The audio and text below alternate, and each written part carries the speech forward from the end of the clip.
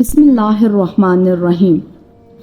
حضرت بلال بن رباح، بلال حبشی کے نام سے مشہور پیغمبر اکرم کے صحابی و مؤذن ہیں۔ ان کا شمار اسلام لانے والے پہلے افراد میں ہوتا ہے۔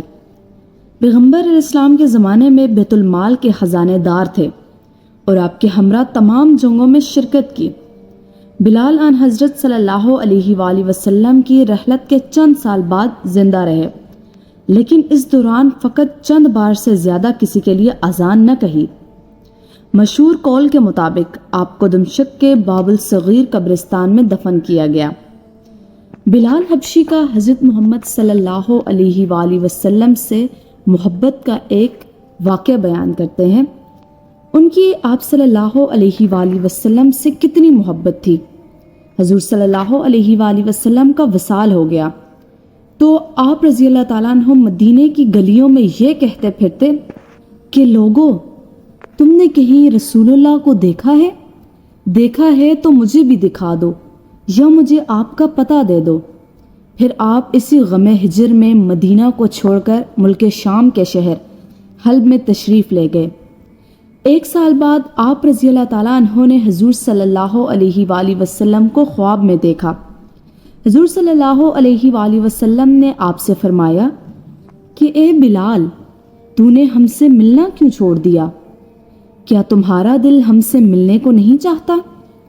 حضرت بلال یہ خواب دیکھ کر لبیک یا سید، ایک آقا غلام حاضر ہے کہتے ہوئے اٹھے اور اسی وقت رات ہی کو اونٹنی پر سوار ہو کر مدینے چلے گئے۔ اتنی محبت محمد صلی اللہ علیہ وآلہ وسلم سے تھی۔ رات دن برابر چل کر مدینہ منورہ میں داخل ہوئے۔ حضرت بلال سیدھے پہلے مسجد نبوی میں پہنچے اور حضور صلی اللہ علیہ وآلہ وسلم کو ڈھونڈا، مگر حضور کو نہ دیکھا۔ پھر حجروں میں تلاش کیا، جب وہاں نہ ملے تب مزار انور پر حاضر ہوئے اور رو کر عرض کیا، یا رسول اللہ، حلب سے غلام کو یہ فرما کر بلایا کہ ہم سے مل جاؤ۔ اور جب بلال زیارت کے لیے حاضر ہوا تب حضور پردہ میں چھپ گئے۔ یہ کہہ کر آپ بے ہوش ہو کر قبر انور کے پاس گر گئے۔ بہت دیر بعد جب آپ کو ہوش آیا تو لوگ قبر انور سے اٹھا کر باہر لائے۔ اس عرصہ میں بلال رضی اللہ تعالیٰ عنہ کے آنے کا سارے مدینے میں غل ہوا کہ آج رسول اللہ صلی اللہ علیہ وآلہ وسلم کے مؤذن بلال آئے ہیں۔ سب نے مل کر بلال رضی اللہ تعالیٰ عنہ سے درخواست کی کہ اللہ کے لیے ایک دفعہ وہ اذان سنا دو جو حضور صلی اللہ علیہ وآلہ وسلم کو سناتے تھے۔ بلال فرمانے لگے، دوستو، یہ بات میری طاقت سے باہر ہے، کیونکہ جب حضور صلی اللہ علیہ وآلہ وسلم کی اس دنوی زندگی میں اذان کہا کرتا تھا تو جس وقت اشہد ان محمد رسول اللہ کہتا تھا تو رسول اللہ صلی اللہ علیہ وآلہ وسلم کو سامنے آنکھوں سے دیکھ لیتا تھا۔ اب بتاؤ کہ کیسے دیکھوں گا؟ مجھے اس خدمت سے معاف رکھو۔ ہر چند لوگوں نے اصرار کیا مگر حضرت بلال رضی اللہ تعالیٰ عنہ نے انکار ہی کیا۔ بعض صحابہ کرام کی یہ رائے ہوئی کہ بلال کسی کا کہنا نہ مانیں گے، تم کسی کو بھیج کر حضرت حسن و حسین رضی اللہ تعالیٰ عنہ کو بلا لاؤ۔ اگر وہ آ کر بلال سے اذان کی فرمائش کریں گے تو بلال ضرور مان جائیں گے، کیونکہ حضور کے اہل بیت سے بلال کو عشق ہے۔ یہ سن کر ایک صاحب گئے اور حضرت حسن و حسین کو بلا لائے۔ حضرت حسین رضی اللہ تعالیٰ عنہ نے آ کر بلال رضی اللہ تعالیٰ عنہ کا ہاتھ پکڑ کر فرمایا کہ اے بلال، آج ہمیں بھی وہی اذان سنائیں جو ہمارے نانا جان کو سنایا کرتے تھے۔ حضرت بلال نے امام حسین رضی اللہ تعالیٰ عنہ کو گود میں اٹھا کر کہا، تم میرے محبوب کے کلیجے کے ٹکڑے ہو، نبی کے باغ کے پھول ہو، جو کچھ تم کہو گے منظور کروں گا، تمہیں رنجیدہ نہ کروں گا کہ اس طرح حضور کو رنج پہنچے گا۔ اللہ اکبر۔ اور پھر فرمایا، حسین رضی اللہ تعالیٰ عنہ مجھے لے چلو، جہاں کہو گے اذان کہوں گا۔ حضرت حسین رضی اللہ تعالیٰ عنہ نے حضرت بلال رضی اللہ تعالیٰ عنہ کا ہاتھ پکڑ کر آپ کو مسجد کی چھت پر کھڑا کر دیا۔ بلال نے اذان کہنا شروع کی، اللہ اکبر۔ مدینہ منورہ میں یہ وقت عجیب غم اور صدمہ کا وقت تھا۔ حضور صلی اللہ علیہ وآلہ وسلم کو وصال فرمائے ایک زمانہ ہوا تھا۔ آج مہینوں کے بعد اذان بلال کی آواز سن کر حضور کی دین و حیات مبارکہ کا سما بن گیا۔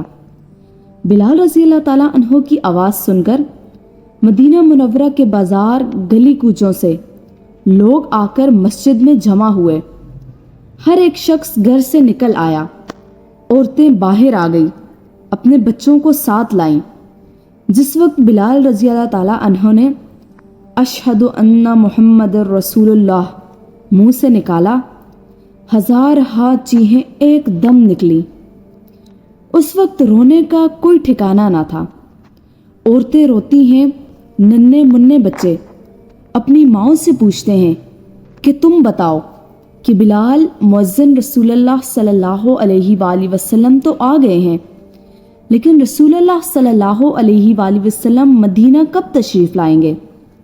حضرت بلال رضی اللہ تعالیٰ عنہ نے جب اشہد ان محمد رسول اللہ منہ سے نکالا اور حضور کو آنکھوں سے نہ دیکھا تو حضور کے غم ہجر میں بے ہوش ہو کر گر گئے، اور بہت دیر کے بعد ہوش میں آ کر اٹھے اور روتے رہے، اور اسی طرح اسی صدمے کے ساتھ روتے ہوئے ملک و شام واپس چلے گئے۔ ان صحابہ کی خوش اتوار نگاہوں کو سلام جن کا مسلک تھا طواف روح زیبا کرنا۔ حضرت بلال رضی اللہ تعالیٰ عنہ نے بہت تکلیفیں برداشت کی تھی۔ کئی مہینے رنج اور مشقت کو برداشت کرنے کے بعد خرید کر آزاد کیے گئے تھے۔ بعض نے کہا کہ بلال کو حضرت ابو بکر نے آزاد کیا تھا، لیکن تاریخ میں یہ قابل قبول نہیں ہے۔ ابو جعفر اسقافی استاد ابن ابو الحدید ابن اسحاق اور دوسرے قول کے مطابق بلال کو پیغمبر اکرم نے آزاد کیا ہے۔ شیخ توسی ابن شہر آشوب نے بھی بلال کو آن حضرت کا آزاد شدہ کہا ہے، اور پیغمبر اکرم کا یہ جملہ کہ اگر میرے پاس دولت ہوتی تو میں بلال کو خرید کر آزاد کرتا، تاریخی حقائق سے مطابقت نہیں رکھتا، کیونکہ حضرت خدیجہ نے اپنی تمام دولت کو آن حضرت صلی اللہ علیہ وآلہ وسلم کے حوالے کیا ہوا تھا تاکہ آپ اسے راہ خدا میں خرچ کریں، اور اس کے علاوہ حضرت ابو بکر کی معاشی حالت ایسی نہیں تھی کہ ایک غلام کو تشدد سے نکال کر خرید کر آزاد کریں۔ حضرت بلال کی وفات کے بارے میں کہا جاتا ہے کہ سن 20 ہجری کے بعد دمشق میں ہوئی، لیکن سنن 17، 18 اور 21 بھی ذکر ہوئے ہیں، اور کچھ منابع میں بیان ہوا ہے کہ آپ طاعون کی بیماری سے دنیا سے چلے گئے ہیں۔ مشہور قول کے مطابق آپ دمشق میں باب الصغیر قبرستان میں مدفون ہیں، اور بعض نے کہا ہے کہ آپ باب کسان داریہ اور باب العربین حلب میں دفن ہوئے ہیں، لیکن ایک قول کہ جو حلب میں مدفون ہیں وہ بلال کے بھائی خالد ہیں۔ آپ کی عمر کو وفات کے وقت 60 سال سے زیادہ کہا گیا ہے، اور کچھ منابع میں 63، 64 اور 70 کہا گیا ہے۔ جزاک اللہ خیر۔ آج کے لیے